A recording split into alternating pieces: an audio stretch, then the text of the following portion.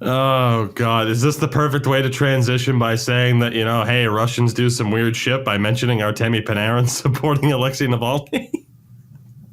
Oh, 100% it is. In the weird shit in Russia segment, Alexei Navalny, who's kind of like, for people who don't know who Alexei Navalny is, he's kind of like a Julian Assange character, but like he's nowhere near as big of a dick.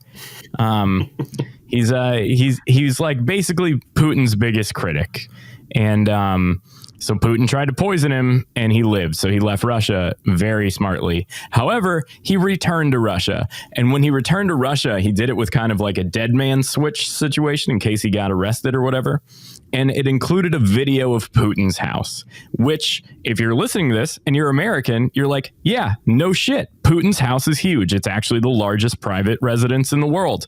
There is a room larger than my house, purely for slot cars. There's a slot car track. Please watch Navalny's video because it just gets more and more ridiculous. Like, especially when they get to the part where like he had a helipad demolished so he could build an Olympic hockey rink underground. And so like, you're like, oh, okay. Yeah. Putin's super rich. We get it. Whatever. So like, that's like, if you don't live in Russia, it's very easy to not understand that like Putin publicly is like, I'm not corrupt. Like, I'm only worth $200,000. I make $80K a year. And it's like, oh, you're like, oh, the Russian people believe that.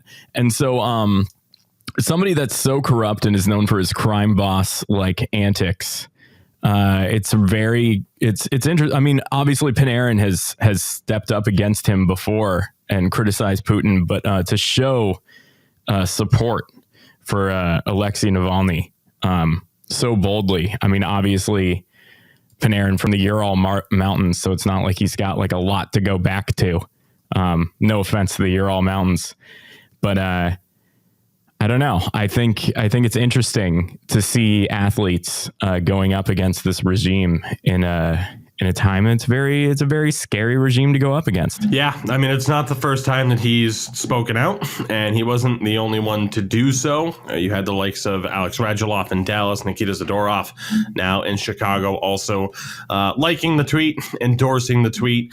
And it's one of those things that you always kind of talk about. And I know it's been mentioned elsewhere, but the thought always is, okay, number one, speaking out, nothing's necessarily going to happen to that player in particular because it'd be way too high profile. But obviously, what type of microaggressions could be taken out on the family necessarily, and then of course you also get into the conversation of, even a couple of years ago, a lot of people and consistently, saying, hey, where's someone like Alex Ovechkin or Evgeny Malkin, the other stars of the NHL, throwing this, criticizing this regime and, not necessarily throwing anybody under the bus, but criticizing this regime where it deserves to be criticized and, potentially further than just criticize.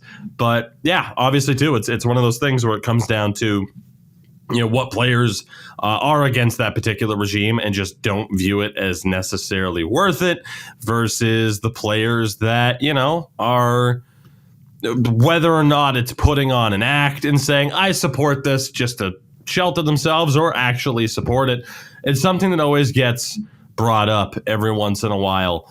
But yeah, I think at the end of the day, it comes down to the thing to remember with this story is that he has a room specifically for slot cars and again has an underground hockey rink at what is being described as a palace on the Black Sea.